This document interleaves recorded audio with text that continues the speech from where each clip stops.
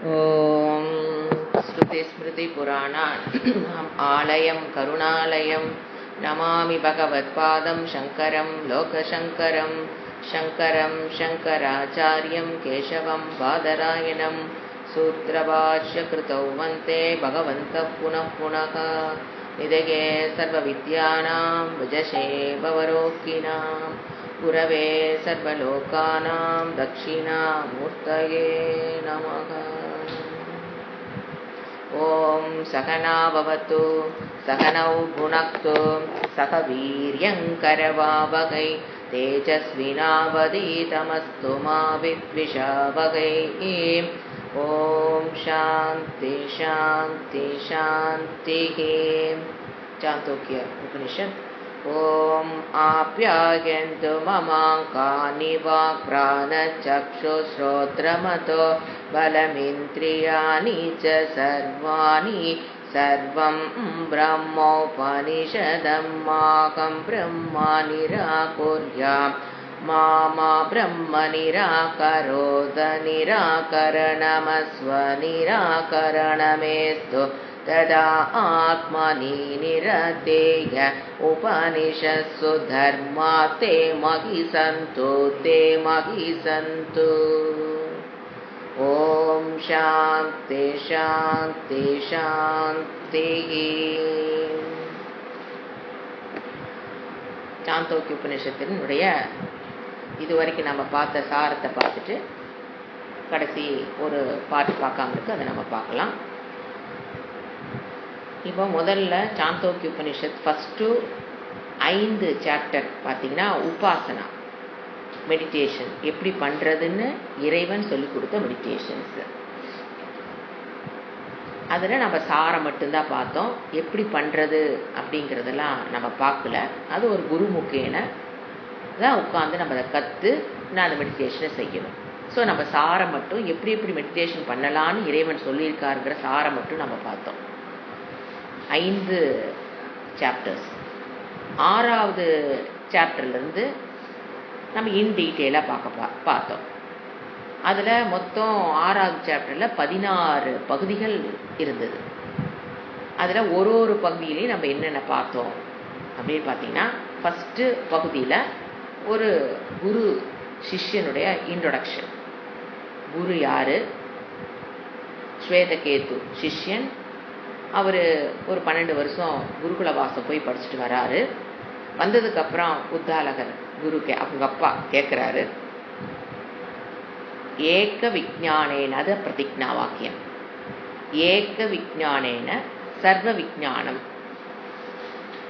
பவதி, அதை அவங்க குரு சொல்லி கொடுத்தாரான்னு கேட்குறாரு. ஏன்னா அந்த ஞானம் உள்ள ஞான நிஷ்டை ஆகாத மாதிரி பையனுடைய பிஹேவியர் தெரிஞ்சதுனால அவங்க அப்பா சந்தேகத்தில் கேட்குறாரு. அப்போ அவன் இல்லை, எங்கள் குருக்கு தெரிஞ்சிருந்தா சொல்லியிருப்பாரு அப்படிங்கிற மாதிரி முதல்ல அவனுக்கு தெரியலைங்கிறத ஏக விஜானேன சர்வ விஜான பவதி, எந்த ஒன்றை அறிந்தால் எல்லாம் அறிந்தது போல் ஆகுமோ அதை உங்கள் குரு சொல்லி கொடுத்தாரா அப்படிதான் கேள்வி. அப்போ அவர் இல்லைன்னொன்னே இப்போ ஒரு விளக்கத்தை அப்பா குருவாக இருந்து ஸ்வேதகேதுக்கு டீச் பண்ண ஆரம்பிக்கிறார். ஏக விஜான, ஒன்றை அறிந்தால் எல்லாம் அறிந்தது போல் ஆகுங்கிறது நம்ம லௌகிக விஷயத்துல ஒரு பொருள் ஆப்பிள், அதை அறிந்தால் ஆரஞ்சு தெரியுமான்னு கேட்டால் தெரியாது. இல்லை இங்கே இருக்கிறது எல்லாத்தையும் நம்மளால தெரிய முடியுமானா, லௌகிக விஷய ஞானத்தில் ஒன்றை அறிந்தால் இன்னொன்றை அறிய முடியவே முடியாது.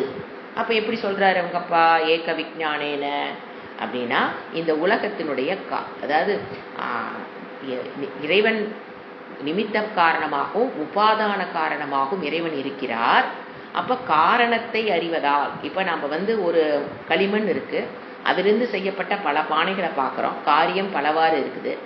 ஆனால் அது எல்லாத்துக்கும் காரணம் உபாதான காரணம், நிமித்த காரணம் குயவன், உபாதான காரணம் மண்ணுன்னு நமக்கு தெரியும் போது அந்த பானைக்கடையில் இருக்கிற எல்லா பானையை பற்றின ஒரு பொதுவான ஒரு ஞானம் நமக்கு கிடைக்கும். இங்கே இருக்கிறதெல்லாம் மண்ணில் செஞ்சது, என்னதான் பெயிண்ட் அடித்து கலர் அடித்து பூசி மறைச்சி வச்சிருந்தாலும் இது எல்லாத்துக்கும் காரணம் உபாதான காரணம் என்னன்னு நம்ம பார்த்தோம்னா களிமண்ணுன்னு தெரியும் போது எப்படி அந்த கடையில் இருக்கிறது எல்லாமே களிமண் தான் காரணம். ஏக விஞ்ஞானேன அங்க இருக்கிற கடையில் இருக்கிற சர்வம் விஞ்ஞானம் பவத்தியோ, அதை போல இந்த உலகத்துக்கு உபாதான காரணமாக எது இந்த உலகம் படைக்கப்பட்டதற்கு நிமித்த காரணம் உபாதான காரணம் வேணும். அப்ப நிமித்த காரணம் இறைவன். அப்போ உபாதான காரணம் என்னன்னு நம்ம தெரிஞ்சோம்னா அதுதான் சர்வ விஞ்ஞானம் பவத்தி. அந்த ஒன்றை அறிந்தால் இங்க இருக்கிற எல்லாமே இந்த இறைவனை தவிர்த்து வேறல்லங்கிற இந்த ஞானத்தை தான் அவர் கேட்கிறார். ஏக விஞ்ஞானேன சர்வ விஞ்ஞானம் பவத்தி. இப்ப நம்ம ஏக்கம் அப்படிங்கும்போது நாம் அடுத்த இரண்டாவது அதே பகுதியில் பார்த்தீங்கன்னா இன்னொரு பிரதிஜ்ஞா வாக்கியம் வந்தது. வாச்சாரம்பணம் விகாரோ நாமதேயம் மிருத்திகேத்யேவ சத்தியம். இது இரண்டாவது பிரதிஜ்ஞா வாக்கியம். ஏக விஞ்ஞானேன அந்த காரணத்தை அறிவதன், இந்த களிமண்ங்கிற ஒரு காரணத்தை அறிவதன் மூலியமாக ஏக விஞ்ஞானேன அதெல்லாம் என்னது, மற்றதெல்லாம் என்னது, வாச்சாரம்பணம். இப்ப பானை மண்ணிலிருந்து செஞ்சது என்னென்ன செஞ்சிருக்கலாம் அவங்க, பானை, தட்டு, டம்ளரு, சொம்பு, இட்லி பானை, ஏதோ மண்ணில் செய்கிறாங்க, வடச்சட்டி, இதெல்லாம் என்னது, நாம ரூபம். அதெல்லாம் அது தனக்கென்று ஒரு தனி களிமண்ணை தவிர அந்த பானை, தட்டு, டம்ளர், மண்ணினால் செய்யப்பட்ட பானை, தட்டு, வடச்சட்டி, குண்டா, இதெல்லாம் வாச்சாரம்பணம் நாமதேயம். அது வெறும் நாமா அண்ட் ரூபா. ஆனா உண்மையில் அங்க என்னதான் இருக்குது, காரணம். அப்ப காரணம் தான் அங்க இருக்குது. ஆனா அதுக்கெல்லாம் என்ன பேர் வருது, வாச்சாரம்பணம். அப்போ என்ன, ஒரு பானையினால் செய்யப்பட்ட மண்ணினால் செய்யப்பட்ட பானை என்பது, தட்டு என்பது என்ன கிடையாது, காரணம் வேறு கிடையாது. ஒரே காரணம், காரியம் தான் என்னவா இருக்குது, பலவாக நம்ம அந்த கடையில பாக்குறோம்.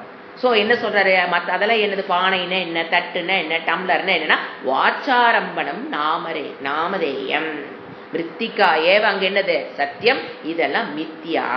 பானை, டம்ளர் எல்லாம் சொல்றதெல்லாம் என்னது, தனக்கென்று தனியாக இருப்பில்லாமல் இந்த பானை, டம்ளர், தட்டெல்லாம் தன்னுடைய இருப்புக்கு களிமண்ணை சார்ந்திருப்பதால் அது என்ன ரியாலிட்டிக்குள்ள வருது, பானை, டம்ளர், தட்டெல்லாம் மித்தியா.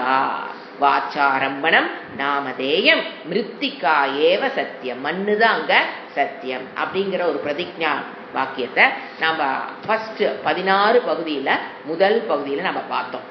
அப்போ ஒரு ஸ்டூடெண்ட்டுக்கு ஒரு டவுட் வருது அப்படிங்கும்போது இப்படி சம்பவிக்கலாமா அப்படிங்கிறது ஃபர்ஸ்ட் நம்ம ஒன்று பார்த்தோம். சம்சயம்னா டவுட்டு, ஏன் எப்படி இது பாசிபிள் அப்படிங்கும்போது சம்பாவனான்னு 2 வேர்டு பார்த்தோம். சம்சயத்தை புரிய வைக்கிறதுக்கு சம்பாவனா, ஏன் நாட் பாசிபிள், சம்பவிக்கலாம்னு சொல்றது. அந்த ஒரு சிஸ்டத்துல தான் பையன் கேட்கறான், அப்பா டவுட்டை கிளியர் பண்ணிட்டு போறாரு. இப்ப 2வது பகுதியில, ஃபர்ஸ்ட் பகுதியில 2 பிரதிஜ்ஞா வாக்கியம், ஏக விஞ்ஞானேன சர்வ விஞ்ஞான பவதி. அது நம்ம எதுவுமே ஞாபகத்தை வச்சுலினா கூட முதல் பகுதியில் இந்த 2 பிரதிஜ்ஞா வாக்கியத்தை மட்டும் ஞாபகம் வச்சுக்கிட்டா போதும். ஏக விஞ்ஞானேன சர்வ விஞ்ஞான பவதி ஒண்ணு. மற்றது என்ன, வாச்சாரம். இப்ப இந்த உலகத்தில் இருக்கிறது எல்லாத்துக்கும் ஒரே அதிஷ்டானம் என்ன, பிரம்ம தத்துவம் எடுத்தா. மற்றதெல்லாம் என்னது, வாச்சாரம்பணம் நாமதேயம். அந்த உதாரணத்துல மிருத்திக்கான மண், மிருத்திக்காக சத்தியம் அப்படிங்கிற. மற்றதெல்லாம் என்னது, பானை, டம்ளர், தட்டெல்லாம் நாம ரூப மித்யா காரியம். காரியம்னாவே அது மித்யா, அது தனக்கென்று இருப்பில்லாதது, அது காரணத்தை தவிர்த்து வேறல்ல, தன்னுடைய இருப்புக்கு அது காரணத்தை சார்ந்திருக்கிறதுன்னு பார்த்தோம். அடுத்தது 2வது பகுதியில் என்ன வந்தது, பிரதிஜ்ஞா வாக்கியம், சதேவ் சோமிய இதமக்ர ஆசீத்து ஏகம் ஏவ அத்விதீயம். சத்தேவ சோமிய இதகும் அக்ரே ஆசீத்து. சோமியா சத்து, இந்த பிரம்ம தத்துவத்துக்கு இந்த சாந்தோக்கு கொடுக்கிற வேர்டு சத்து. சத்தேவ சோமிய, சோமியன பிரியமானவனே, சத்தேவ சோமிய இதகும் அக்ரே யாரு, ஆசீத்து. இது முதல் சத்தாக இருந்தது. இந்த உலகம் முதல் எப்படி இருந்தது, சத்தாக இருந்தது. அத்விதீயம், இரண்டற்ற ஒன்று. அதான் பிரதிஜ்ஞா வாக்கியம், இரண்டற்ற ஒன்று. அப்படின்னா அதுல பேதம் என்பது கிடையாது. பிரம்மத்தில் இப்ப நம்ம உலகத்துல எத்தனையோ பேதம் பார்க்கிறோம். சஜாத்திய பேதம், விஜாத்திய பேதம், ஸ்வகத பேதம், சஜாத்திய விஜாத்திய ஸ்வகத பேதத்தை நம்ம பார்க்கிறோம் இந்த உலகத்துல. ஆனா பிரம்மன்ல பார்க்கும்போது அங்க சஜாத்திய பேதம் கிடையாது, விஜாத்திய பேதமும் கிடையாது, ஸ்வகத பேதமும் அங்கு கிடையாது. அது அத்விதீயம், இரண்டற்ற ஒன்றாக இருக்கிறது. அடுத்து என்ன சொல்லப்பட்டது? அசத்து ஆதாரமாக இருக்க முடியாது. சத்து தான் அந்த உலகத்துக்கு ஆதாரமாக அதிஷ்டானமாக இருக்க முடியுமே தவிர, இருக்கிற ஒண்ணுதான் ஆதாரமா இருக்க முடியுமே தவிர, இல்லாத அசத்து என்னவா இருக்க முடியாது? ஆதாரமாக இருக்க முடியாதுன்னு சூன்யவாதத்தை அங்க நெகேட் பண்றாரு. ஏன்னா சத்துனா இருப்பு, இருக்கிற ஒண்ணுதான் இந்த உலகம், அதுல இருந்து அந்த உலகம் வந்திருக்க முடியுமே. ஈவந்தோ அந்த உலகம் மித்யாவாக இருந்தாலும் இருக்கிற ஒண்ணுல இருந்து அது வந்திருக்க முடியுமே தவிர, நான் ஒரு ஆள் இருந்தா தான் நிழல்ங்கிறது வர முடியும். நானே இல்லைங்க போது அங்க நிழல் எப்படி பாசிபிள்? Not possible. அந்த மாதிரி பிரம்மம்னு ஒண்ணு, சத்துன்னு ஒண்ணு இருக்கிறதுன்னு ஒரு கான்செப்ட்ல இருந்துதான் இந்த உலகம் வந்திருக்க முடியுமே தவிர, அசத்திலிருந்து சூன்யத்திலிருந்து இந்த உலகம் வந்திருக்கா முடியாது. சூன்யவாத நிஷேதம் இங்கு செய்யப்பட்டது. அதுக்கப்புறம் சிருஷ்டி கிரமம் ஆரம்பிக்குது. சிருஷ்டியை பத்தி விளக்கங்கள் 2வது பகுதியிலே ஆரம்பிச்சாரு. இங்க சிருஷ்டி கிரமத்தை சொல்லும் போது என்ன வேர்டு யூஸ் பண்றாரு? ஐக்ஷத பகு. அந்த பிரம்ம தத்துவம் ஐக்ஷத. என்ன ஐக்ஷத? பகுஸ்யாம் பகு பக்வய, அதான் பலப்பளவாக ஆவேனாக. அது பிரம்மம் என்ன நினைச்சுதாமா? பகுஸ்யாம், நான் பலப்பளவாக ஆவேனாகன்னு ஐக்ஷத. பிரம்ம தத்துவம் ஐக்ஷத, நான் பலப்பளவாக ஆவேனாக அப்படின்னு அது நிமித்த காரணமாகவும் உபாத காரணமாகவும் பிரம்மம் இருந்து இந்த உலகமாக ஆகும் நினைச்சது. அப்ப ஆகும்னு நினைக்கும் போது ஃபர்ஸ்ட் யாரு? மாயா பிகம் ஆக்டிவ். அவரு அந்த மாயிலிருந்து தோன்றுது என்ன? நாம யூஸ்வலா 5 பூதங்கள் படிச்சோம். இந்த சிருஷ்டி கிரமத்துல அந்த மாயையிடமிருந்து பிரம்மனுடைய நிழல் தான் மாயா, தனிப்பட செயல்பட முடியாது மாயா சக்தி. அந்த மாயினோட பரிணாம மாற்றம் தான் என்னன்னு பார்த்தோம் இந்த உலகம். யூஸ்வலா நம்ம கிரமமா என்ன பார்த்திருப்போம்? 5 பூதங்கள், சூக்ஷ்ம பூதங்கள் அந்த மாயிடமிருந்து திரிகுணாத்மிகா மாயா, அதிடமிருந்து தோன்றியது சத்வரஜோ தமோ குணத்தினுடைய இதுல பூதங்கள் தோன்றுச்சுன்னு படிப்போம். ஆனா இங்க என்னது? ஒன்லி 3, அக்னி, ஆபகா, பிருத்திவி, 3 பூதங்கள் மட்டும்தான் இந்த சாந்தோக்கிய உபனிஷத்துல தோன்றியதாக சொல்லப்படுதுன்னா அப்ப அது 2 இல்லையான்னு கேட்கக்கூடாது. அட்வான்ஸ்டு ஸ்டூடெண்ட்ஸுக்கு இது புரியும் அப்படி. ஏன்னா இதெல்லாம் இல்லாத ஒன்று. மித்யா விஷயத்தை பற்றி விளக்கும் போது நம்ம சிருஷ்டியை பத்தி படிக்கிறது நம்ம வேதாந்தத்துடைய தாத்பரியம் கிடையவே கிடையாது. நம்மளுடைய தாத்பரியம் பிரம்ம தத்துவத்தை புரிஞ்சுக்கணும், அது சத்தியம்னு புரிஞ்சுக்கணும். ஆனா ஏன் சிருஷ்டியை பத்தி இறைவன் பேசுகிறார்னா, நாம எதை சத்தியம்னு புடிச்சு வச்சிருக்கிறோமோ அதுக்கு இறைவன் இறங்கி நீ பார்த்துட்டு இருக்கிற பாத்தியா, உலகம் சத்தியம்னு பார்த்துட்டு இருக்கிற பாத்தியா, அது இப்படியெல்லாம் தோணுச்சு, அப்படியெல்லாம் தோணுச்சு, அப்படி இருந்து வந்தது, இப்படி இருந்து வந்ததுன்னு சொல்லி அத்தியாரோபம் பண்ணி அப்புறம் கடைசியில் என்ன பண்ணிடும்? அபவாதம். இதெல்லாம் என்னது? காட்சி பிழை அப்படின்னு அபவாதம் பண்ற. அது பண்ணும்போது ஏன் அப்புறம் எதுக்கு அத்தியாரோபம்னா, நம்மளுடைய அஜ்ஞானத்தின் காரணமாக இந்த உலகத்துக்கு சத்தியத்துவத்தை கொடுத்து வச்சிருக்கோம். ஒருத்தர் சொல்ற வார்த்தைக்கு எவ்வளவு, உலகத்தை விடுங்க, இமயமலைக்கு சத்தியத்தை கொடுக்கறது கூட பரவாயில்ல, ஒருத்தர் சொன்ன வார்த்தைக்கு என்ன சத்தியத்துவத்தை கொடுத்து வச்சிருக்கிறோம். ஒருத்தர் சொன்ன ஒரு செஞ்ச செயலுக்கு எப்படி ஒரு சத்தியத்துவத்தை கொடுத்து வச்சிருக்கிறோம். ஒரு பொருளுக்கு எவ்வளவு சத்தியத்துவத்தை கொடுத்து வச்சிருக்கிறோம் போது இறைவனுக்கு வேற வழியே இல்லை. நம்ம இந்த உலகத்தை சத்தியத்துவம் பிடிச்சி வச்சிருக்கோம். அவர் என்ன பண்றாரு? டீச்சிங் இறங்குறாரு, அத்தியாரோபம் பண்றாரு. ஆமா இப்படி இருக்குது, உலகத்திலிருந்து இப்படி வந்தது. அப்படி சிருஷ்டி கிரமத்தை இறைவன் நமக்காக விளக்கும் போது தாத்பரியமா உபனிஷத் சிருஷ்டி கிரமத்தை விளக்குறதோ, ஈஸ்வனுடைய என்ன நெட்வொர்க்கை விளக்குறதோ தாத்பரியம் அல்ல. ஒவ்வொரு வேதாந்திக் ஸ்டூடெண்ட்டுக்கும் சிருஷ்டியை பத்தி படிக்கிறதோ, ஈஸ்வனுடைய நெட்வொர்க்கை பத்தி தெரிஞ்சுக்கிறதோ, கர்மபலனை பத்தி தெரிஞ்சுக்கிறதோ, முன் ஜென்மத்தை தெரிஞ்சுக்கிறதோ, பின் ஜென்மத்தை தெரிஞ்சுக்கிறதோ தாத்பரியம் அல்ல. ஆனா அதெல்லாம் இறைவன் தாத்பரியம் இல்லாத போதும் ஏன் பேசுறாருன்னா, நாம அதுல போய் அவ்வளவு பிடிச்சி வச்சிருக்கிறோம். சோ நம்மள அதுல இருந்து விடுவிக்கணுங்கிறதுக்காக, எதை பிடிச்சி வச்சிருக்கோமோ அதுல இருந்து நம்மளை விடுவிச்சுதான் நம்ம உண்மையை காமிக்க முடியும். ஒரு நாள் அதுல இருந்து விடுவிக்கிறதுக்காக, அதுல இருக்கிற சத்தியத்துவ புத்தி போக்குவதற்காகத்தான் இறைவன் எதை பேசுறாரு. இப்போ அதுல 5 பூதத்துல பேசினா என்ன, 3 பூதத்துல பேசினா என்ன, அதுல இருந்து நம்ம வெளியில வரணும். சோ 3 பூதங்கள் இங்கு சத்தேவ. அந்த 3 பூதங்களாக யார் மாறி இருக்கிறா? பிரம்ம தத்துவத்தில் இருக்கிற மாய தத்துவம் தான் என்னவா இருக்குது? 3 பூதங்களாக. ஃபர்ஸ்ட் அப்ப நம்ம என்ன பார்த்தோம்? யூஸ்வலா நம்மளுடைய சிருஷ்டி கிரமம் ஞாபகம் இருக்கணும். இது கொஞ்சம் அட்வான்ஸ்டா சொல்லி இருக்கு. இங்க பாத்தீங்கன்னா சிருஷ்டி கிரமம் கிரமமா வரல. சிருஷ்டி கிரமமா சொல்லப்படல. சிருஷ்டி கிரமம்னா முதல்ல நமக்கு என்னன்னு தெரியணும். ஃபர்ஸ்ட் மாயிடம் இருந்து 5 ஜென்ரலா கேர் ஆஃப் தத்துவ போதம். 5 மாயிடமிருந்து பிரகிருதி பிகம் ஆக்டிவ் மாயா, அவரிடமிருந்து வந்து 5 பூதங்கள். அதிலிருந்து ஃபர்ஸ்ட் வந்து ஆகாசம், அப்புறம் ஆகாஷ வாயு, வாயுலிருந்து அக்னி, அக்னிலிருந்து ஆப்பாக, ஆப்பிலிருந்து பிருத்திவி. இதெல்லாம் ஃபர்ஸ்ட் சூக்ஷ்மத்தில் ஃபார்ம் ஆச்சு. அதுக்கப்புறம் பஞ்சீகரணம் ஆச்சு. அதுக்கப்புறம் அது ஸ்தூலமா ஆச்சு. அப்புறம் சூக்ஷ்ம பூதத்திலிருந்து சூக்ஷ்ம சரீரம் வந்தது. ஸ்தூல பூதத்திலிருந்து நாம பார்க்குற இந்த ஸ்தூல சரீரம் வந்ததுங்கிறது ஒரு கிரமம். இது நல்லா ஃபிக்ஸ் பண்ணிக்கணும். இங்க கிரமம்ங்கிறது யூஸ் பண்ணுறது யார் அட்வான்ஸ்டு ஸ்டூடெண்ட்ஸு. தாத்பரியம் ஒன்று இது கிடையாது நமக்கு. நம்ம பிரம்ம தத்துவம் நமக்கு தாத்பரியம் போது அவர் என்ன பண்றாரு, ஒரு இன்ட்ரெஸ்டா கொண்டு போறாங்க. இப்போ 3வது பகுதியில என்ன வந்தது அப்படின்னா சிருஷ்டி. இங்க நான் சொல்லிட்டு பாத்தீங்களா, இங்க சிருஷ்டி கிடையாது. எடுத்தோன்னு எழுது ஸ்தூல சரீர சிருஷ்டி. எடுத்தோன்னு என்ன வருது, 3 பூதங்கள் உருவாச்சுன்னு சொல்லுச்சு. அதிலிருந்து 3 இப்ப வந்து நாம பஞ்சீகரணம், இங்க திரிவித்கரணம்ங்கிற வேர்டு யூஸ் பண்ணணும். ஏன்னா அங்கெல்லாம் 5 பஞ்சீகரணம், இங்க திரிவித்கரணம். 3 பூதங்கள் ஒன்றோட ஒன்று சேர்ந்து சூக்ஷ்மத்திலிருந்து ஸ்தூலமாச்சுன்னு எல்லாம் புரிஞ்சுக்கிட்டோம். ஆனா இங்க எப்படி சொல்லுது, எடுத்தோன்ன அந்த ஆர்டர்லயும் வரல. எந்த ஆர்டர்ல வருது, எடுத்தோன்ன ஸ்தூல சரீர சிருஷ்டி.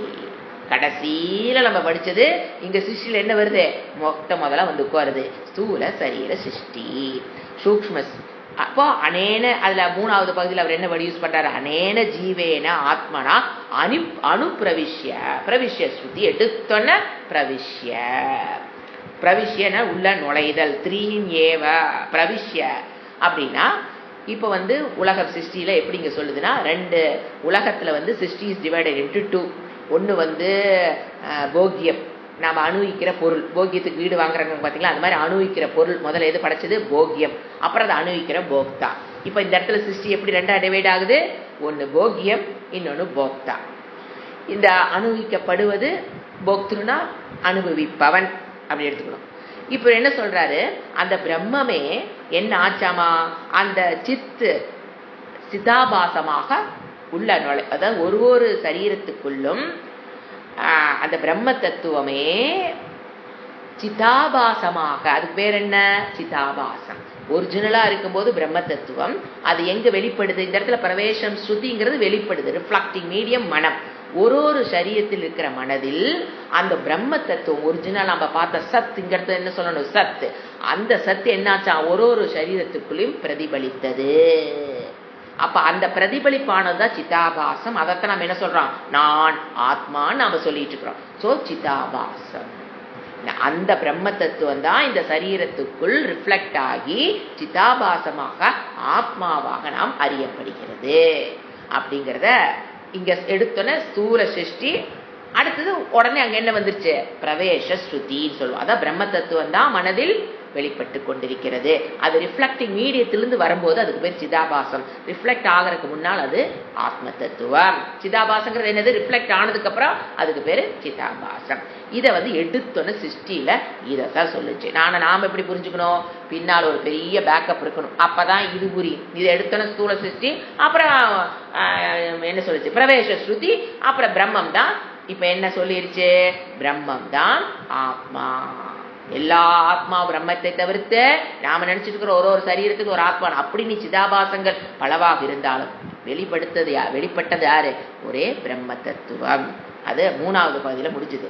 4வது பகுதியில என்ன வந்தது, ஸ்தூல பூதம் எப்படி வந்து ஒரு ஆக்சுவலா 4வது பகுதியில 3வது பகுதியில அத்தியாரோபம் முடிஞ்சிருச்சு, சிருஷ்டி முடிஞ்சிருச்சு.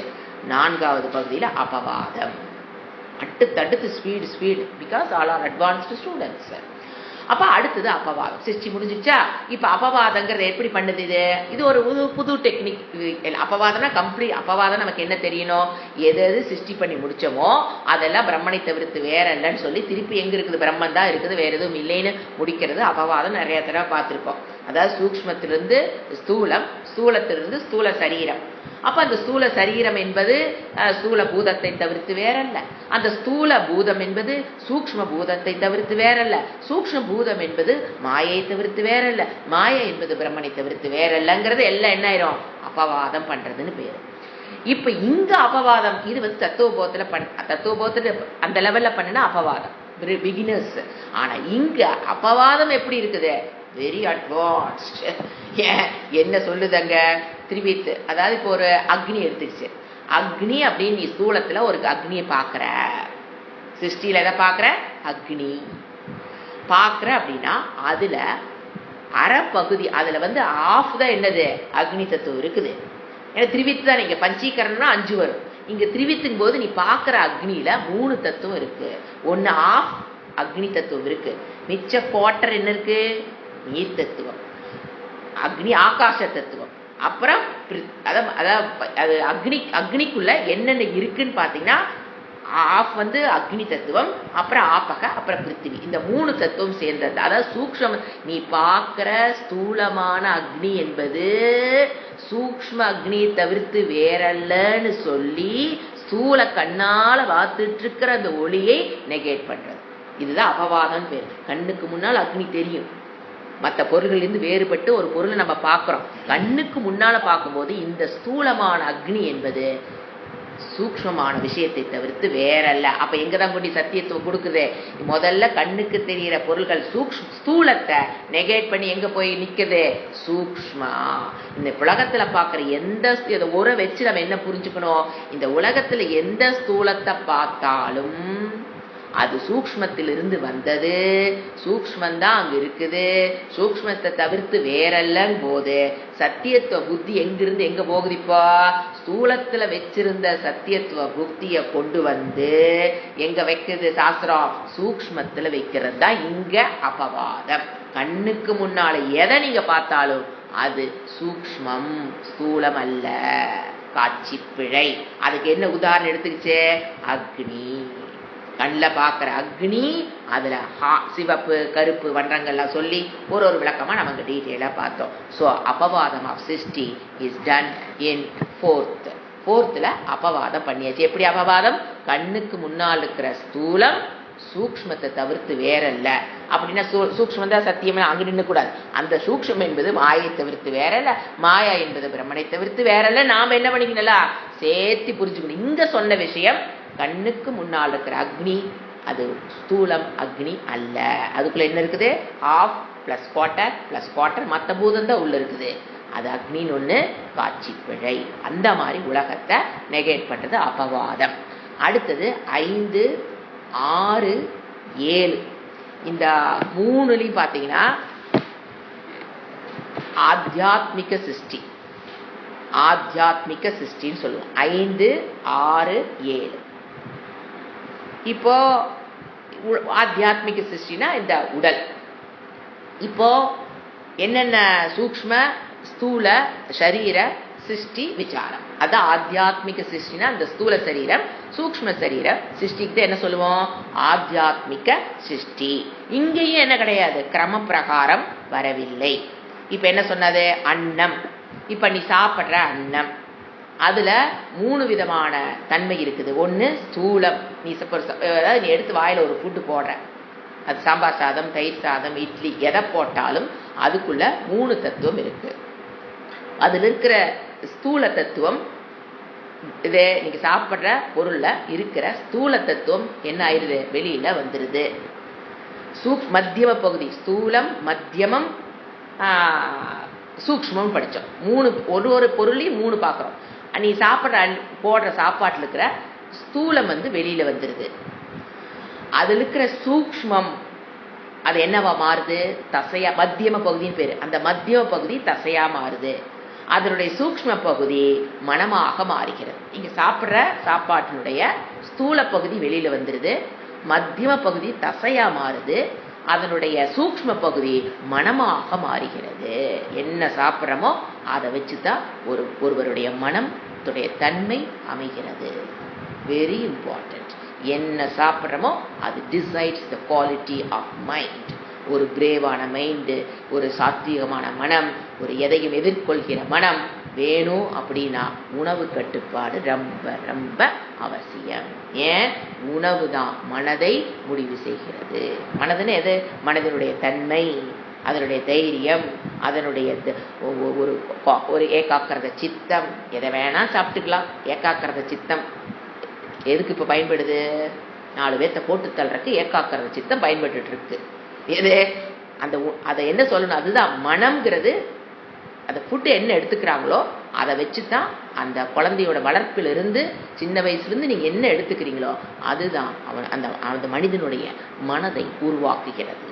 என்னால் வாழவே முடியல அப்படின்னு ஒருத்தர் சூசைட் பண்ணிக்கிறான்னா அவனுடைய மனம் என்ன உணவு எடுத்துக்கிட்டானோ place a very important role.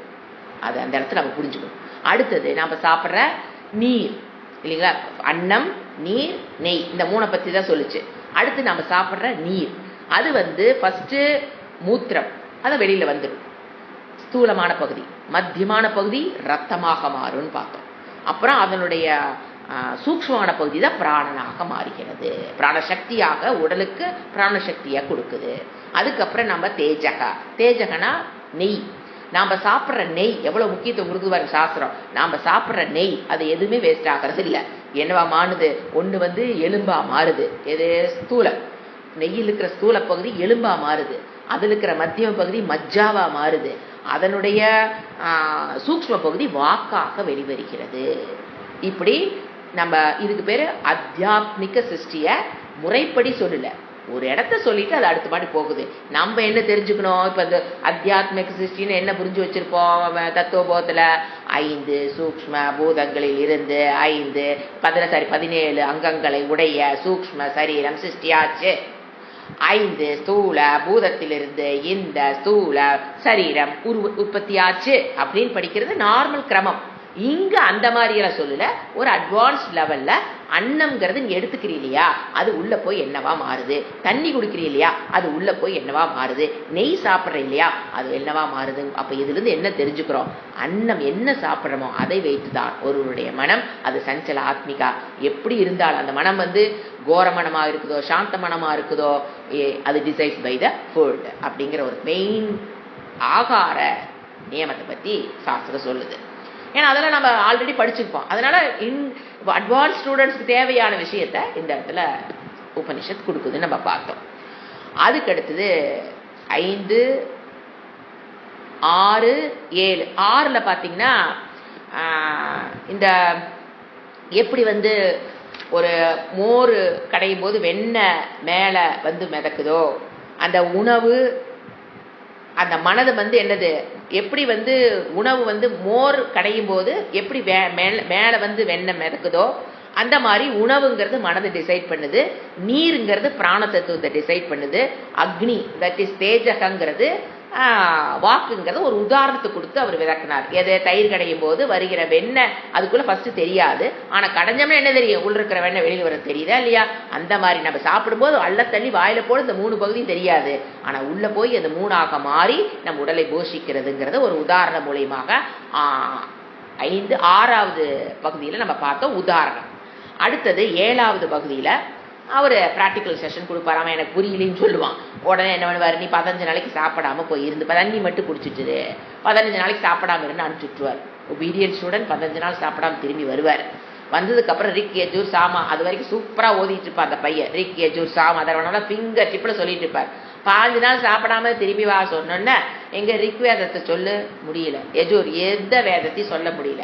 அப்ப என்ன சொல்லுவார், உனக்கு உணவு இல்லாதனால ஒன்று என்ன ஆயிடுச்சு, உள்ள 16 அங்கங்கள், மனம்ங்கிறது 16 அங்கங்கள் இருக்குது, அதுல என்ன ஆயிடுச்சு, நீர் மட்டும் குடிச்சதுனால அது ஒண்ணு மட்டும் இப்ப சின்ன தீயா எரிஞ்சிட்டு இருக்குது, மற்றதெல்லாம் ஆஃப் ஆயிடுச்சு. ஸோ நீ போய் சாப்பிடு. அந்த சின்ன தீ வச்சிருக்க பார்த்தியா, ஒரு 16 மனதில் ஒரு மனம் மட்டும்தான் தண்ணி குடிச்சு நீ பாதுகாப்பு வச்சிருக்கிற.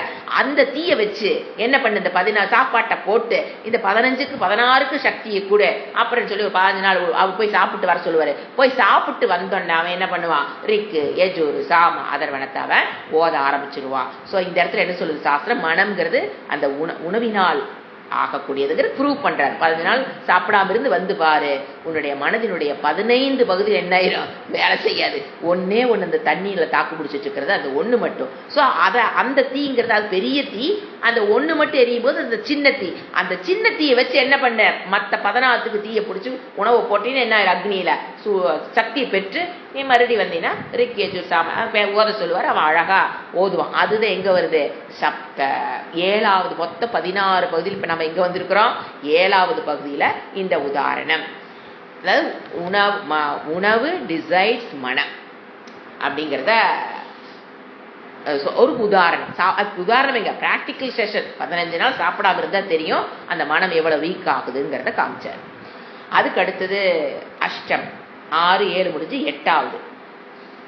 அதாவது இங்க வந்து சுஷுப்தி அவஸ்தையை எடுத்து விசாரம் பண்ணி ஜீவஸ்வரூபத்தை நிர்ணயம் பண்ணுது. வெரி இம்பார்ட்டன்ட் ஏரியா இன் சாந்தோக்கிய உபநிஷத். சுஷுப்தி அவஸ்தை. இப்ப நாம என்ன பார்த்திருக்கோம்? காரண காரிய பிரக்ரியா அல்லது இங்க வந்து அவஸ்தாத்திரைய சாட்சிங்கிற மெத்தடு தான் எடுத்துக்கிறா. நம்ம தத்துவபோத பிரகாரம் பார்த்தோம்னா இங்க என்ன டெக்னிக்கு? அவஸ்தாத்திரைய சாட்சி டெக்னிக் தான், இல்லைன்னு சொல்லல. ஆனா அதை வந்து நம்ம யூஸ்வலா படிக்க பாத்தீங்களா? ஜாகிரத அவஸ்தைன்னு என்ன, சுசுப்தி அவஸ்தைன்னு என்ன, சுசுப்தி அவஸ்தைன்னு என்ன, எந்த ஒன்று மாறிக்கொண்டிருக்கிறது, எந்த ஒன்று மாறாமல் இருக்குதோ அது துரியம், அதுதான் ஆத்மாங்கிறது நாம ரெகுலரா பாக்குறது. ஆனா இங்க அப்படியே சொல்லல. அட்வான்ஸ் ஸ்டூடெண்ட்ஸா இருக்கிறனால ஜாகிரத அவஸ்தையும் எடுத்துக்கல, சொப்பனத்தையும் எடுத்துக்கல, எதுவுமே தெரியாம தூங்கிக்கிட்டு இருக்கிற ஆனந்தத்தை மட்டும் அனுபவிச்சுட்டு இருக்கிற சுசுப்தி அவஸ்தையை எடுத்து எதை விளக்குது? ஜீவனுடைய சொரூபம் என்ன அப்படிங்கிறது விளக்குது. அப்ப அங்க நம்ம என்ன பார்த்தோம்? எல்லாமே நாம என்ன பார்த்திருக்கோம்? சொப்பனம், சாரி, சுசுப்தி அவஸ்தைங்கிறது, இப்ப ஜாகிரத அவஸ்தைங்கிறது ஸ்தூல சரீர அபிமானம். கனவு வரும்போது நம்ம சூக்ஷ்ம சரீரத்தில் அபிமானம் வைக்கும் போது நமக்கு கனவு வருது. காரண சரீர அபிமானத்தில் வைக்கும் போது தான் நம்ம என்ன படிச்சிருப்போம்? நம்ம தூங்கத்துக்கு போயிடுறோம். அதுன்னு நான் பார்த்துருப்போம். அங்க வந்து எதுவுமே என்ன விகல்பம் எதுவும் கிடையாது. காரண சரீரத்தில் நம்ம ஒடுங்கும் போது அங்க நான் யாரு, இந்த உலகம் யாரு, அஜ்ஞானம், ஃபுல் டோட்டல் அஜ்ஞானம், ஃபுல் ஆனந்தம், பிளிஸ் அப்படின்னு நம்ம பார்த்துருப்போம். இங்க என்னடா அது என்ன சொல்லுது சாஸ்திரம்? இந்த இடத்துல நீ வந்து தூக்கத்தின் போது பிரம்மத்திடம் ஒடுங்குகிறாய்ன்னு பரத்தி போட்டுருச்சு. அப்ப பிரம்ம தினம் போய் படுத்தோம்னா பிரம்மத்துல போய் அடைஞ்சிடறாச்சு. இதுக்கு எதுக்குங்க வேதம், இதுக்கு எதுங்க 5 மணி கிளாஸ் அப்படின்னு மனசுக்கு தோணும். அப்படி இல்லை, பிரம்மத்தில் ஒடுங்குதல், காரண சரீரத்தில் ஒடுங்குதல்ங்கிறது எனக்கு நல்லா புரிஞ்சிருந்தாதான் இங்க புரியும். தத்துவபோதம் படிச்சு கம்ப்ளீட் பண்ணியிருந்தா தான் இந்த சாந்தோக்கியம் புரிய போகுது. அங்க காரண சரீரத்தில் ஒடுக்கம்ங்கிறது புரிஞ்சிருச்சுன்னா அந்த காரண சரீரம், காரண பிரபஞ்சம் என்பது எதை தவிர்த்து? பிரம்மனை தவிர்த்து வேறல்ல. இப்ப நான் அதுக்கு ஒரு உதாரணம் சொல்லிச்சு பாத்தீங்களா? நீ எங்க நிக்கிற? பஸ் வர், நான் என்ன வரக்கிட்ட 10 நிமிஷம் ஆகும். எங்க நிக்கிற? நான் நிழல்ல தான் நிக்கிறேன், நீ மெதுவா வாங்க அப்படின்னு ஒருத்தர் பதில் சொல்றாங்க. நான் நிழல்ல தான் நின்றுட்டு இருக்கேன் அப்படின்னா அப்ப பூமி மேல நிக்கலையே என்ன? பூமி மேல நிக்கிறது தான் காரண சரீரத்தில் ஒடுங்குதல்னு சொல்றது. நான் நிழல்ல நிக்கிறேன்னு சொல்ற மாதிரி. பூமி மேல நிக்கிறேன்னு சொன்னா கொஞ்சம் சிரிப்பாங்க. அவங்க என்ன சொல்றாங்க? ஆனா உண்மையில் எங்கதான் நிக்கிறாங்க? அவங்க பூமி மேலதான் நிக்கிறாங்க. ஆனா சொல்லும் போது என்ன சொல்றாங்க? ஆனா நிழல்ல நிக்கலின்னு தப்பு, நிழலில் நின்னது தப்புன்னு சொல்ல முடியுமா? சொல்ல முடியாது. அவங்க பூமியின் மேல நிக்கலின்னு சொல்றதை விட்டு போட்டு, நிக்கிறேன்னு சொல்றதை விட்டு போட்டு நிழல்ல தான் நிக்கிறேன்னு சொல்றது தப்பா என்ன? கிடையாது. நிழலில் நிக்கிறது சரி. ஆனா உண்மை என்ன? பூமியில் மேல் நிற்பது என்பது அந்த இடத்துல நிழலுடன் கூடிய பூமி மேல் நிக்கிறது வேணா நம்ம எப்படி வேணா புரிஞ்சுக்கலாம். அது ஒரு உதாரணமா சொல்லுச்சு. சோ என்ன தப்பு கிடையாது. தூக்கத்தில் ஒவ்வொரு ஜீவராசியும் காரண சரீரத்தில் ஒடுங்குதல் என்பது இஸ் ஈக்குவல் டு பிரம்மத்தில் ஒடுங்குதல். அதனாலதான் அங்க என்ன நமக்கு எது கிடைக்குது? எந்த விதமான பிரம்மனுடைய தத்துவம் அங்க தெரியுதா இல்லையா? எந்த விதமான வேறுபாடு, எந்த நிர்விகல்பம் எதுவும் நமக்கு என்ன தெரியுதுல? பேதம் அங்கு தெரிவது இல்லை. ஏன்? பிரம்மத்தில் என்ன கிடையாது? பேதம் கிடையாது. இந்த மாதிரி பிரம்ம தத்துவத்தை விளக்குவதற்கு சுஷுப்தி அவஸ்தையை எடுத்து வச்சு நம்ம என்ன பண்ணோம்? அஷ்டமக கண்டத்துல நாம பார்த்தோம். அடுத்தது இதுல வந்து நாம இன்னொரு விளக்கம் நம்ம பார்த்தோம். சுஷுப்தி அவஸ்தையை வச்சு விளக்கும் போது ஜீவ இருக்கிற ஆத்மா பிரம்மாசிரியம், அதாவது ஜீவனுடைய ஆத்மாவும் பிரம்மாசிரியம், ஜீவனுடைய அனாத்மாவும் பிரம்மாசிரியம். ஜீவனுடைய ஆத்மாங்கிறது பிரம்ம ஆசிரியம் என்ன? அந்த பிரம்ம தத்துவம் தான் ஆத்மாவு மனதில் வெளிப்படும் போது அது ஆத்மாவாக தெளிக்கிறது போது அந்த ஆத்மா எதை சார்ந்திருக்கிறது? பிரம்ம ஆசிரியம். ஜீவனுடைய ஆத்மா பிரம்மனை தவிர்த்து வேறல்ல, பிரம்மனை சார்ந்தது. ஓகே, அடுத்தது என்ன விளக்குச்சு? அந்த ஜீவனுடைய அனாத்மான என்னது? ஏன்னா ஒன்னு ஆத்மா, இன்னொன்னு அனாத்மா. அந்த ஜீவனுடைய அனாத்மா என்னது? சரீரம். அதுவும் என்னதுதான்? அது பிரம்மனை ஆசிரித்து. அந்த பிரம்மனிடமிருந்து வந்த மாயிடமிருந்து வந்த ஸ்தூல சூக்ஷ்ம பூதத்திலிருந்து வந்தது என்னது? இந்த சரீரம். அப்ப ஜீவனுடைய அனாத்மாவும் எதுதான்? ஆசிரியம், பிரம்மாசிரியம். சரி, ஜீவனுடைய ஆத்மாங்க, எங்க ஆத்மா என்பதும் பிரம்மனுடைய ரிஃப்ளெக்ஷன் தான். என்னது? ஆத்மா. அப்ப ஜீவன் ஒண்ணு கிடையாது. ஜீவனுடைய ஆத்மாவும் பிரம்மாசிரியம். அழகா சொல்லுச்சு. ஜீவனுடைய அனாத்மாவும் பிரம்மாசிரியம். அதுக்கு தான் என்ன சொல்லுச்சு? ஒரு எக்ஸாம்பிள். பிபாசா தண்ணி தாகம், அசனாயா பசி தாகம். அசனாயன பசி, தாகத்தை வச்சு எது? இந்த ரெண்டும் பிரம்மனுடைய ஜீவனுடைய ஆத்மாவும் பிரம்மாசிரியம், ஜீவனுடைய அனாத்மாவும் பிரம்மாசிரியம்ங்கிறதுக்கு எடுத்துக்கொண்ட உதாரணம் என்ன? பசி தாகம். எங்க பசி தாகத்தை வச்சு இவ்வளோ பெரிய விஷயம் எப்படி விளக்குது அப்படின்னா, பசின்னு எடுக்கும்போது ஃபுட்டுங்கிறது காரியம், தண்ணிங்கிறது காரணம். இன் டீட்டெயில் நம்ம இதை பார்த்தோம். பசிங்கும் போது எது காரியம்? ஃபுட்டு காரியம், தண்ணீர் என்னது? அதாவது தண்ணீர் தான் காரணம். ஏன்னா நீங்க ஃபுட்டை உள்ள போட்டோன்னா அது தண்ணி தான் என்ன பண்ணுது? அதை லிக்விடா மாற்றி டைஜஷனை பண்ணி மறுபடியும் அப்சார்ப்ஷனுக்கு உதவுது.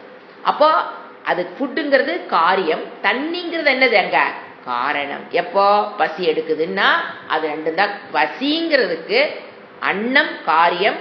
ஏன்னா முதல் வேளை சாப்பிட்ட உணவை ஜீரணம் பண்றத பசிக்கு காரணம் இல்லைங்களா? அப்ப முதல்ல அந்த ஃபுட்டை யாரு பண்ணுனது? காரணம் காரியம் என்ன? ஃபுட்டு. அதை ஜீரணம் பண்ணுனது யாரு?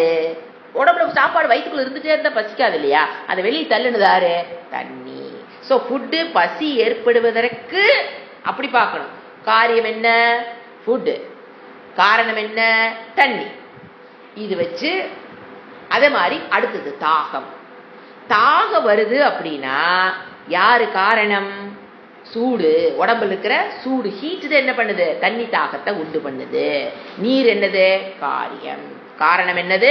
தேஜ. அதுதான் முதல்ல குடிச்ச தண்ணிய உடம்புல நாக்குல வற்ற செய்யறாரு சூடு.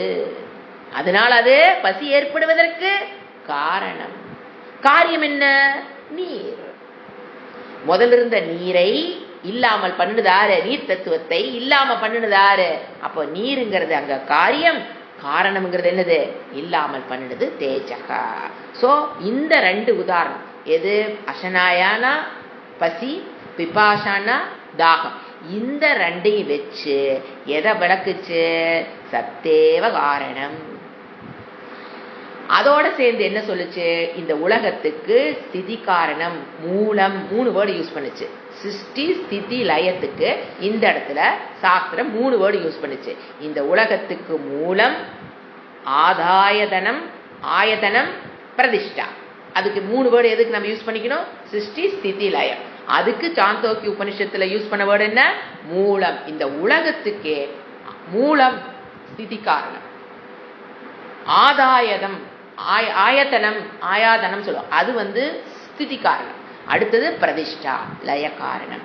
இந்த பிரம்மம் சத்தேவா, அந்த பிரம்ம தத்துவம் தான் இந்த உலகம் சிருஷ்டி ஆவறக்கும் ஸ்திதியா இருக்கிறக்கும் லயத்துக்கும் காரணம் சொல்லிட்டு இப்ப எதனுடைய விளக்கம் வருது? தத்து துவம் அசி. ஏன்னா வந்துட்டுமே 6, 7, 8 இப்ப எது ஆரம்பிக்குது? 9வதுல மகா வாக்கியம் ஆரம்பிக்குது. ஆரம்பிக்கிறதுக்கு முன்னாலேயே தத்துவமசிங்கிறது மகா வாக்கியம் 9லிருந்து ஆரம்பிக்குது. 9, 10, 11 16 வரைக்கும் வரும். இந்த 9ல மகா வாக்கிய விளக்கம் எதுக்கு விளக்குறக்கு? முதல்ல எதை யூஸ் பண்ணிச்சு? சுசுப்தி அவஸ்தாயை யூஸ் பண்ணி ஜீவ தத்துவத்தை பத்தி விளக்க கொடுத்தது. இப்போ அவன் புரியலின்னு சொன்னோன்ன இவர் என்ன பண்றாரு? ஸ்வேதகேதுக்கு அவங்க அப்பா ஒரு உதாரணமாக கொடுக்கிறார். இப்ப ஃபர்ஸ்ட் மகா வாக்கியத்தை சொல்லிடுவார். மகா வாக்கியம் வர்றதுக்கு முன்னாலேயே என்ன சொல்லிடுவாரு? அதனுடைய விளக்கத்தை கொடுத்துருவாரு. அனிமா, அந்த சத்து பிரம்மங்கிறது அனிமா, ஐததாத்மியம், சத்தியம், ஆத்மா, துவம். இதெல்லாம் தூக்கத்தில் எடுத்துக்காட்டா கூட சொல்ல தெரியும். அந்த அளவுக்குள்ள இம்பை பண்ணி வச்சுக்கணும். என்ன சொல்றாரு? அந்த தத்துவமசி, அந்த பிரம்ம தத்துவத்தை பத்தி விளக்கும் போது அது அனிமா. அனிமான என்ன அர்த்தம்? சூக்ஷ்மம். ஐததாத்மியம், இந்த உலகத்துக்கு சாரம். சத்தியம்னா it exist in all 3 times. ஆத்மானா இட்ஸ் சேத்தனம். தொம்னா என்ன? அது நான். ஜீவ ஈஸ்வர ஐக்கியத்தை அப்படி ஒரே ஜீவ பிரம்ம ஐக்கியம். இங்க ஜீவ பிரம்ம ஐக்கியத்தை சொல்லிட்டு தான் மகா வாக்கியமே வருது. தத்துவமசி இன்னும் வரல. அதுக்கு முன்னாலேயே அந்த பிரம்ம தத்துவத்தை விளக்கும் போது அனிமா, ஐததாத்மியம், சத்தியம், ஆத்மா, துவம். அந்த பிரம்ம தத்துவம் தான் ஆத்மா, அதுதான் துவம். அப்ப என்ன முடிஞ்சது? ஜீவ பிரம்ம ஐக்கியத்தை சொல்லி முடிச்சிருச்சு. அதுக்கப்புறம் 9ல இருந்து என்ன வருது? எனக்கு அவன் புரியல, நீங்க சொன்னது புரியல, பிரம்ம தத்துவத்தை என்னால புரிஞ்சுக்க முடியல அப்படிங்கும்போது அவர் ஒரு உதாரணமாக வச்சு நமக்கு என்ன கொடுக்குறாரு? அந்த பிரம்ம தத்துவமசிங்கிற மகா வாக்கியத்துக்கு விளக்கங்கள் 9வது பகுதியிலிருந்து 16வது பகுதி வரைக்கும் விளங்குது. அப்ப நம்ம இந்த இடத்துல ஒண்ணு பார்த்தோம், மகா வாக்கியங்கிறது ஒரு கவுன வாக்கியமா? எது மகா? ஏன்னா துவைதீஸ் அப்படிதான் வச்சிருக்காங்க, அதை அங்க நெகேட் பண்ணுவாரு சங்கராச்சாரியார். மகா வாக்கியங்கிறது கவுன வாக்கியம்னா, இப்ப அது ஒரு பையன் வர்றான், சிங்கம் வருதுவார் அப்படின்னா அதுக்கு சிங்கம் வருதுங்கிறது கவுன வாக்கியம். உண்மையில அங்க வர்றது சிங்கம் அல்ல, சிங்கத்தை போல குணத்தையோட ஒரு பையன் வரான்னு அந்த வாக்கியத்துக்கு பேர் கவுன வாக்கியம். இந்த மாதிரி மகா வாக்கியங்கிறது நம்மள ஒரு எந்துக்காக சொல்லக்கூடிய வாக்கியமா? நீ இறைவனாக இருக்கிறீங்களா ஒரு எந்துக்கு சொல்லிட்டு இருக்கிறாங்களா? அதெல்லாம் கிடையாது. It is a fact. It is not a கவுன வாக்கியம், it is not a motivation வாக்கியம், இட் இஸ் உபனிஷத்தினுடைய தாத்பரியம். இருக்கிற அனைத்து உபனிஷத்தினுடைய தாத்பரியம் தத்துவமசியை விளக்கிறது தான். இருக்கிற அனைத்து சுத்திகளுடைய வாக்கியமும் சுத்திகள் விளக்க வர்றது இந்த தத்துவமசிங்கிற மகா வாக்கியத்தினுடைய விளக்கத்தான் சொல்ல வருது. இது கவுன வாக்கியம், மோட்டிவேஷன் வாக்கியம் எல்லாம் அல்ல அப்படிங்கிறத சங்கராச்சாரிய பாஷ்யத்துல நல்லா விளக்கியிருப்பாரு. அதையும் நான் உங்களுக்கு சொன்னேன். அதுக்கு அடுத்தது 9வது பகுதியிலிருந்து நமக்கு ஒரு ஈஸியான பகுதி ரீகலெக்ட் பண்ணிக்கலாம். ஆக்சுவலா இதெல்லாம் நான் கேட்டா நீங்க பதில் சொல்லணும், அந்த அளவுக்கு ஈஸியான பகுதி தான். ஃபர்ஸ்ட் 9ல எதை பத்தி விளக்குறதுக்கு? பிரம்ம தத்துவத்தை விளக்குவதற்காக வருகிற உதாரணங்கள். ஆனா அது முதல்லயே மெத்தட் யூஸ் பண்ணி சொல்லி கொடுத்துட்டார். சுஷுப்தி அவஸ்தை மூலமா வச்சு அவர் பிரம்ம தத்துவத்தை விளக்கிட்டார். அது புரியலிங் போது, தத்துவமசி மகா வாக்கிய புரியலிங் போது அவர் இப்போ சொல்றார் பிரம்ம தத்துவத்தை. ஃபர்ஸ்ட் என்னது? மது, தேனை உதாரணமா எடுக்கிறார். இப்ப தேன் ஒரு தேனீக்கள் பல பூக்களில் இருந்து தேனை எடுத்துட்டு தேன் கூட்டுல சேர்த்துனதுக்கு அப்புறம் அந்த தேன் செண்பக மலரிலிருந்து, செம்பருத்தியிலிருந்து, தாமரையிலிருந்து எத்தனையோ தேன் இருக்கும். அதெல்லாம் அங்க என்னது? ஒண்ணு சேர்ந்து தன்னுடைய தனித்தன்மையை இழந்து விடுகிறது. அந்த தேன்னு சொல்லும் போது நம்ம இது இந்த ஒரு டாட் எடுத்து வச்சு இது செண்பகத்திலிருந்து வந்ததுங்க, இது செம்பருத்திலிருந்து வந்ததுன்னு நம்ம என்ன பண்ண முடியாது. தனித்தன்மையை அந்த தேன் என்ன ஆகுது? இழந்து விடுகிறது, தனித்தன்மை இழக்கிறது. பிரம்மனுடன் சென்று அதை போல ஏன் ஏகி, அதுக்கு என்ன வேர்ட் சொன்னோம்? ஏகி பாவம். அதை போல இப்போ இதுல நம்ம ஒரு எக்ஸெப்ஷன் பார்க்கணும். இப்ப தேன் திருப்பி தன்னுடைய இப்ப தூக்கத்துக்குள்ள போகும்போது எல்லாம் ஐக்கிய பாவம் ஆயிரும். ஆனா இப்ப தேன் உதாரணம் சொல்லுச்சு, எல்லா தூக்கத்துக்குள்ள சுசுப்தி வச்ச நம்ம விளக்கணும். அந்த சுசுப்தியில என்ன நடக்குது? எல்லாம் போய் ஒரு இடத்துல ஒடுங்குது, பிரம்மத்துல ஒடுங்குறோம். ஆனா யாருக்கு என்ன தெரியுது இல்ல? தூக்கத்தப்ப நான் பிரம்மத்துல ஒடுங்கிட்டு வெளியில் வந்தேன்னு யாருக்கும் தெரியுது இல்ல. பிரம்மத்துக்குள்ள போனன்னு தெரியுது இல்ல, பிரம்மத்திலிருந்து எந்திச்சு வந்தேன்னு யாரும் சொல்றது இல்ல. ஏன்? அங்க ஒரு ஏகி பாவத்தை போய் அனுபவிச்சுட்டு தான் வர்றோம். ஆனா யாராவது நான் பிரம்மத்துல போயிட்டு வந்தேங்க, அந்த பிரம்மத்தை பத்தி கிளாஸ் எடுக்கிறாங்களாமா, வாங்க போய் படிக்கலாம்னா கூப்பிட்டு வந்தோம், தெரியுறது இல்லையே. ஏன்? எப்படி தேன் அந்த எக்ஸாம் தனித்தன்மை இழந்து தேனாயிருது. ஆனா திருப்பி அதனால என்ன பண்ண முடியாது? தன் தனித்தன்மத்தை வெளிக்காட்ட பிரிஞ்சு போக முடியாது. அந்த எக்ஸாம் அந்த இடத்துல டிராப் அவுட், அதோட முடிஞ்சுக்கணும். எப்படி எல்லா ஒண்ணு தன்னுடைய தனித்தன்மை இழக்குதோ அந்த மாதிரி எல்லா ஜீவர்களும் தங்களுடைய தூக்கத்தில் என்ன ஆடுறாங்க? தன் ஏகி பாவ தன்னுடைய தனித்தன்மையை இழந்து விடுகிறார்கள்.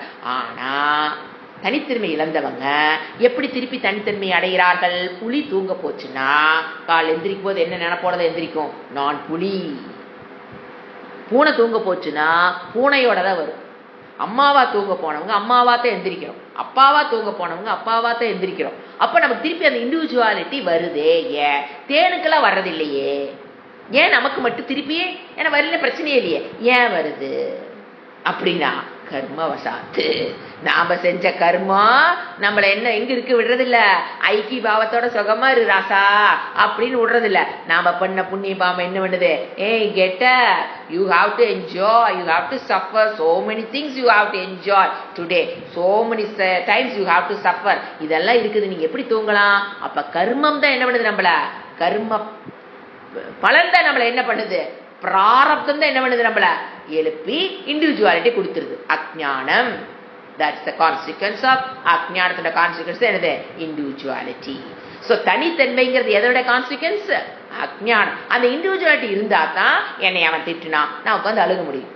ஏகி பாவத்தில் இருந்தோம்னா எவன் திட்டினாலும் நமக்கு என்ன ஆகாது, உரைக்க போறது இல்லை. எப்படி நம்ம கஷ்டப்படுறது? புண்ணியத்து பாவத்தை எப்படி கழிக்கிறது? அதனால இறைவன் என்ன பண்ணாரு? பேக்கடை பித்து அஜ்ஞானம் ஒண்ணு கொடுத்தா போதும், அதோட கான்சிக்வன்ஸ் வரும் பாருங்க ஒரு லட்சக்கணக்கில். ஸோ அந்த அஜ்ஞானத்தினால வந்த கான்சிக்வன்ஸ் இந்த இண்டிவிஜுவாலிட்டி.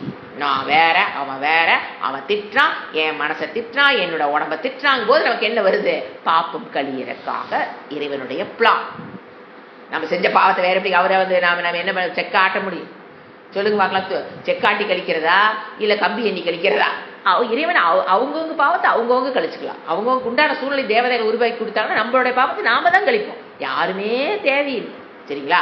அதுக்கு தான் என்ன ஆகுது? தனித்தன்மை நமக்கு எடுக்கப்பட்டு விடுகிறது. தனித்தன்மை மறுபடி வருது. தேனெல்லாம் வந்து ஒன்ஸ் அந்த ஏக்கி பாவம் அடைஞ்சதுன்னா திருப்பி அதை என்ன சொல்லிக்கிறது? உள்ள உட்காந்துக்கிட்டே, ஏய் நான் வந்து செண்பகத்திலிருந்து வந்த தேன், நான் உயர்த்திய நீ செம்பரத்திலிருந்து வந்தவள் தானே. அதுகளுக்குலாம் எதுவும் தெரியாது, அதெல்லாம் ஏக்கி பாவம். ஆனா நம்மனால என்ன பண்ற? திருப்பி அந்த புண்ணிய பாப்பம் நமக்கு இருக்கிறதுனால திரும்பி வரோன்னு பார்த்தோம். அடுத்த ரெண்டாவது நதி.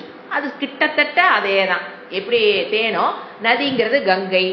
அது வந்து பாத்தீங்கன்னா ஃபர்ஸ்ட் எங்கிருந்து வருது? கடல் நீரில் இருந்து தான் மேகமா மாறுது. அந்த நீர் அங்கிருந்து மறுபடியும் கங்கையில விழும்போது அது கங்கை நீர்னு பேர் வருது. எல்லாம் கடல்ல இருந்து வந்ததுதான். அது கங்கை மேல விழுந்ததுன்னா அது கங்கை நீர்னு பேர் வருது.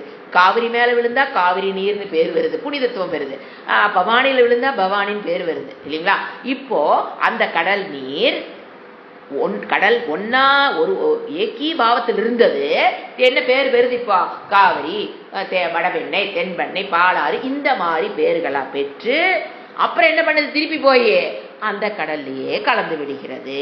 சோ தனித்தன்மை இழந்து அது என்ன பண்ணுது? கடல்ல கலந்ததுக்கு அப்புறம் கடல்ல வந்து இது புனிதமான கடல், கங்கையிலிருந்து வந்த கடல், அதனால இது புனிதம். இது கூவத்திலிருந்து வந்த கடல், அதனால இது நாத்தம்ங்கிறது கிடையாது. அங்க என்ன நடக்குது? ஏக்கி பாவம், தனித்தன்மை.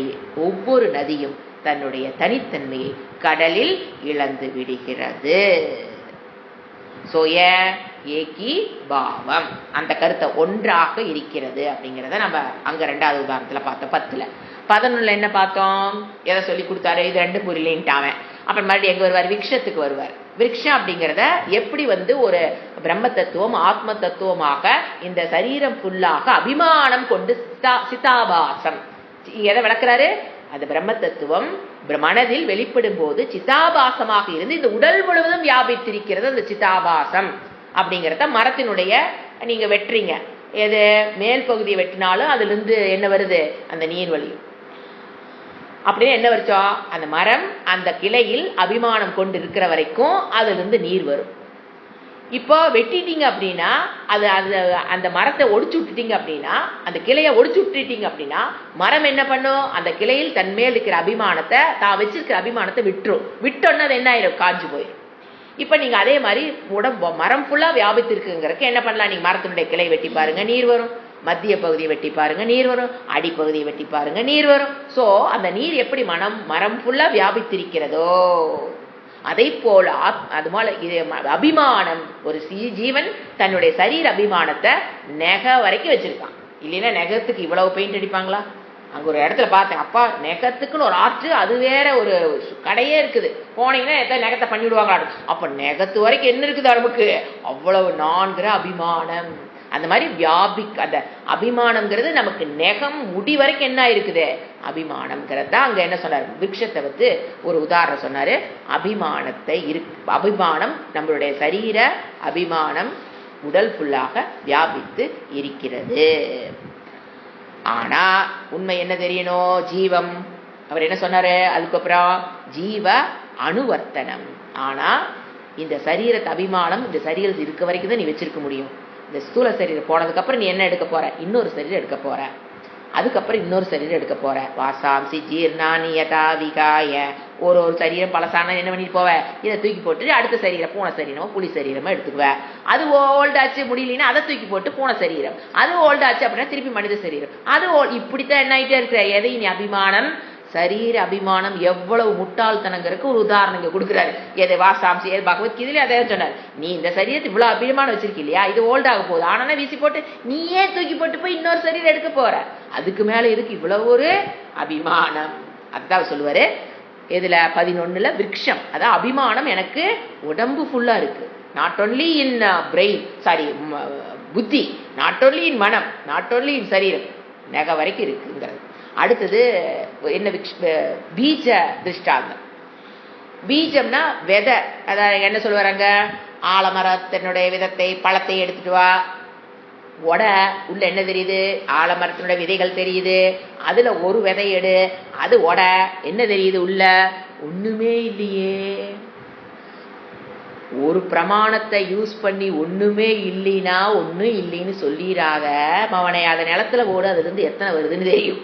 சோ ஒரு பிரமாணம் கண் காமிக்கிறதின் மூலியமாக அதுல ஒண்ணுமே இல்லைன்னு சொல்ல முடியாது. ஏன்? ஒரு விதை போட்டு பாருங்க, அது எவ்வளவு விருட்சம், எவ்வளவு பெரிய ஆண்டுகள், 1000 ஆண்டுகள் வாழ்ற அளவுக்கு ஒரு பெரிய விருட்சம் எதுக்குள்ள இருக்குது.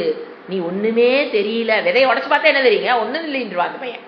ஆனா அப்படி அல்ல, ஒண்ணுமே கண்ணுக்கு தெரியலிங்கிறக்காக அங்க ஒண்ணுமே இல்லைன்னு, கண்ணுக்கு பிரம்ம தத்துவம் தெரியலிங்கிறக்காக பிரம்ம தத்துவம் இல்லைன்னு முடிவு பண்ணிடாத, அதற்குண்டான பிரமாணத்தை யூஸ் பண்ணு. ஒன்னு கண்ணு மூலியமா உனக்கு தெரியல, காது மூலியமா தெரியலனா எந்த பிரமாணத்தை யூஸ் பண்ண, அதுக்கு தான் நான் சொல்வேன். டேபிள் மேல இருக்கிறது மெழுகு ஃப்ரூட்ஸ், கண்ணு பார்த்தா ஒரிஜினல் ஃப்ரூட்ஸ் மாதிரி இருந்தது, போயிட்டு எடுக்கிறதுக்கு. ஆனா தொட்டோன்னு என்ன தெரிஞ்சிருச்சு, we are using next பிரமாணம் டச். தொட்டோன்னு ஐயோ இது என்ன பிளாஸ்டிக் காட்டிருக்க மெழுகா ட்ரிக்கேங்கும் போது எப்ப அறிவு நமக்கு ஏற்பட்டது, கண்ணுனால அதனுடைய ஒரிஜினாலிட்டியை சொல்ல முடியல. ஆனா உடனே நம்ம என்ன பண்ணிடுறோம், அடுத்த பிரமாணத்தை யாரும் சொல்ல வேண்டியதே இல்லை. ஒரு குரு அந்த ஹாலில் நின்று, ஏய் நீ இந்த பிரமாணத்தை யூஸ் பண்ண, அது உனக்கு ஒரிஜினலா தெரியுது, நீ அடுத்த பிரமாணத்தை யூஸ் பண்ணி யாராவது சொல்லி கொடுத்தாங்களாங்க? நாமளே எப்படி யூஸ் பண்றோம், அதை போல பிரம்ம தத்துவம் ஆழ மரத்தினுடைய விதையை உடைச்சு பார்த்தா கூட அத்த பெரிய மனமே முள்ளு இருக்குது, ஆனா அது தெரியாது. அது ஏன்? அந்த பிரமாணத்தின் மூலியமாக அது தெரியாது. அப்ப எதை யூஸ் பண்ண? அடுத்த பிரமாணம், சாஸ்திர பிரமாணத்தை யூஸ் பண்ணி பிரம்மத்தை அறிந்துகொள் அப்படிங்கறத நம்ம இன் டீட்டெயிலா பார்த்தோம். சோ அப்புறம் ஒரு டவுட், அங்க ஒரு விசாரம் கூட பண்ணோம். என்ன? குணமற்ற விதையிலிருந்து எப்படி குணமுடைய மரம் வருகிறது? ஏன்னா ஒண்ணுமே இல்லை, அங்கிட்டு இல்லை, டிஃபரன்சியேஷனே இல்லாத ஒரு மாவாட்டு ஒரு பகுதியிலிருந்து எப்படி இவ்வளவு பெரிய ஆலமரம் விழுதுகளுடன் மரம் வருகிறது அப்படிங்கும்போது நாம பார்த்தோம். அதாவது எப்படி வருது சிருஷ்டிங்கிறது, எப்படி ஒண்ணுமே இல்லாததுங்கிறது ஒரு பிரமாணத்தின் மூலியமா என்ன சொல்ற, ஒண்ணு இல்லைன்னு சொல்ற. ஆனா என்ன இருக்குதுங்க, மரமே அங்கு இருக்கிறது. அப்போ அங்க என்ன பார்த்தோம்னா, நிர்குண பிரம்மம் தான் ஆதாரம் ஃபார் சகுண பிரம்மம்.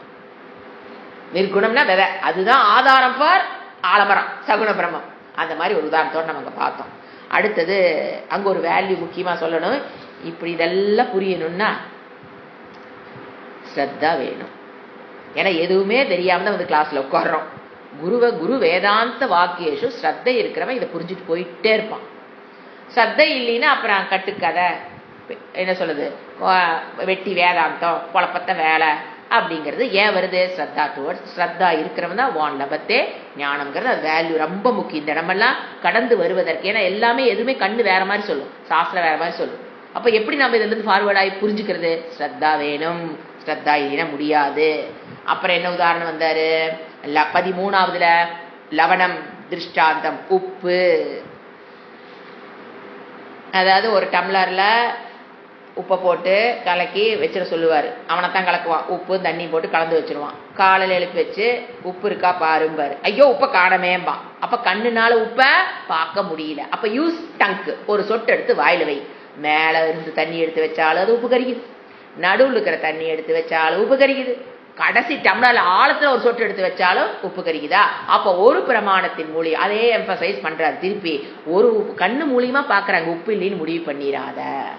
ஆலமர விதை பார்த்தோன்னு அதுல ஒண்ணு இல்லைன்னு முடிவு பண்ணிடாத, அவ்வளவு போட்டுப்பார், அது எவ்வளவு வருஷத்துக்கு மரமா வருதுன்னு. அதே போல உப்பை தண்ணியை பார்த்தோன்னே நமக்கு என்ன தெரியும், அதுக்குள்ள கரைந்திருக்கிற உப்பு கண்ணுக்கு தெரியாது. யூஸ் அனதர் பிரமாணம், நாக்கு இருக்குன்னு கண்டுபிடிச்சிடுவ.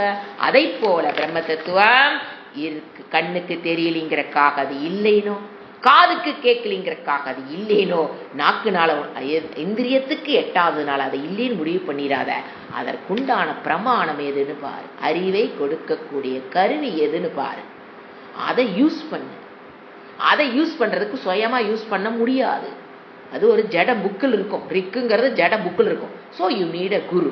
ஸோ குரு வேதாந்த வாக்கியேஷு ஸ்ரத்தையை கொண்டு வேதாந்தத்தை படிச்சினா அதை பிரமாணமா யூஸ் பண்ணணும். அதை ஒரு கருவியா யூஸ் பண்ணணும்.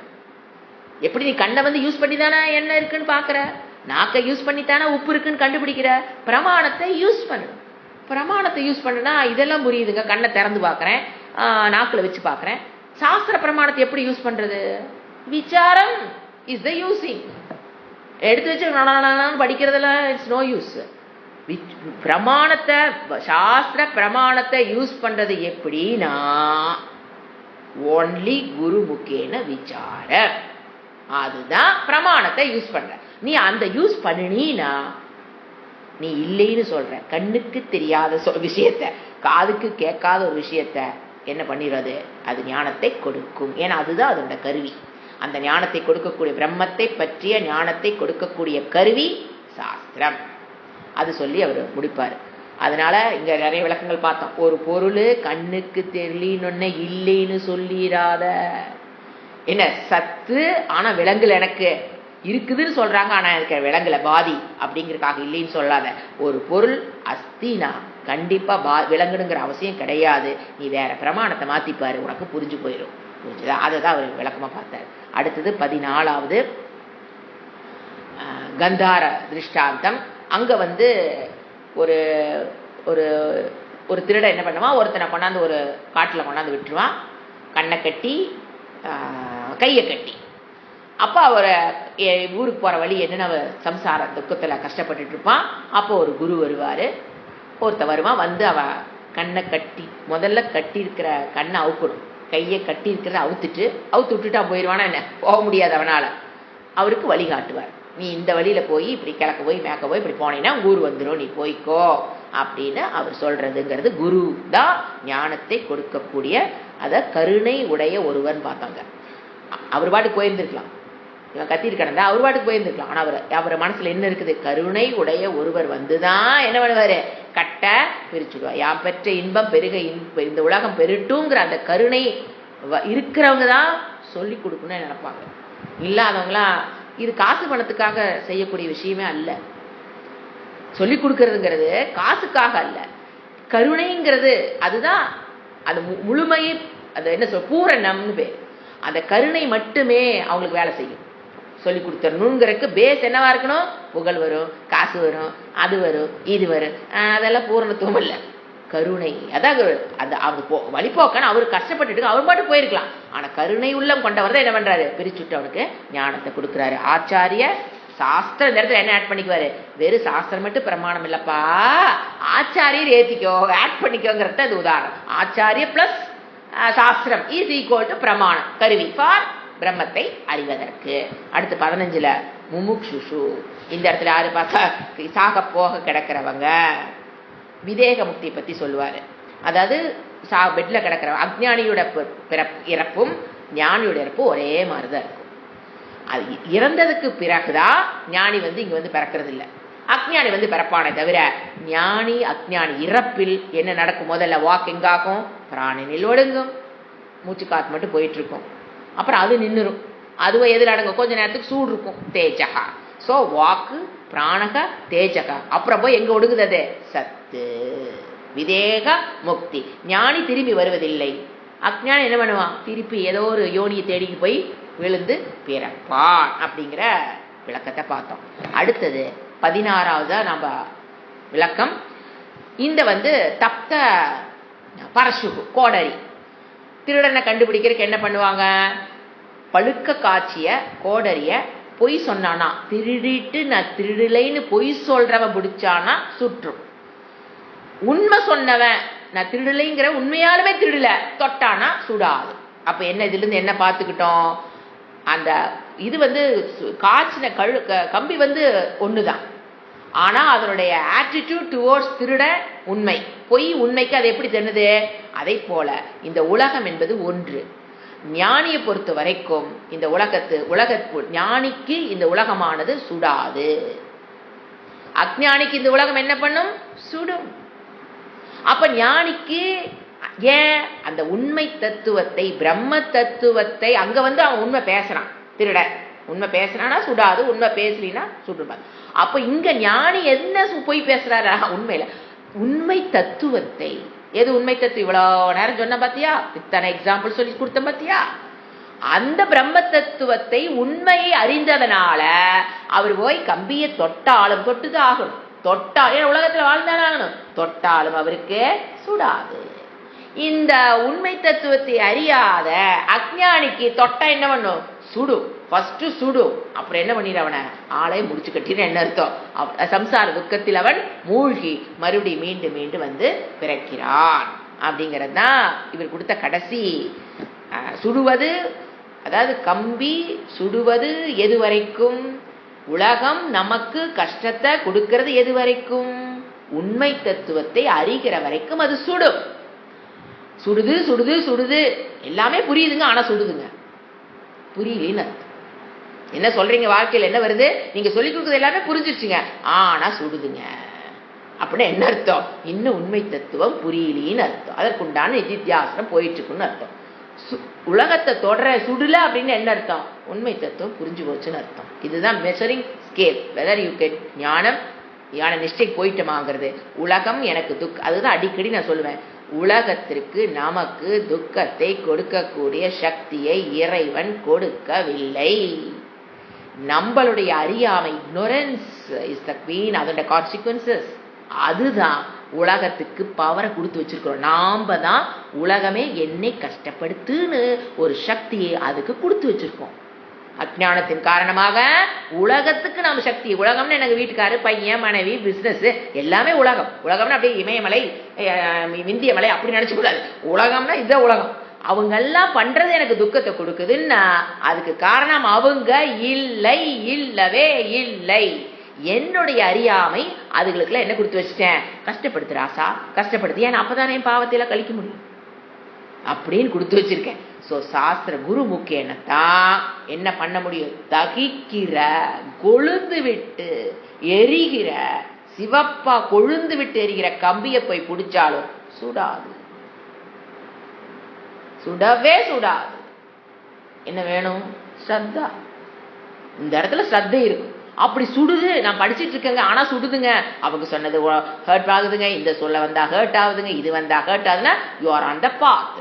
எடுத்தோடனே கிளாஸ்க்குள்ள நுழைஞ்சே தொட்டோம்னா சுடக்கூடாதுன்னு எதிர்பார்க்க கூடாது. ஃபாஸ்ட் ட்ராக், நூடுல்ஸ் எல்லாம் வேலைக்கு ஆகாது. You must give quality time, quantity time to learn the process. அந்த லேர்ன் ஆனதுக்கு அப்புறம் தான் என்ன நடக்கும்?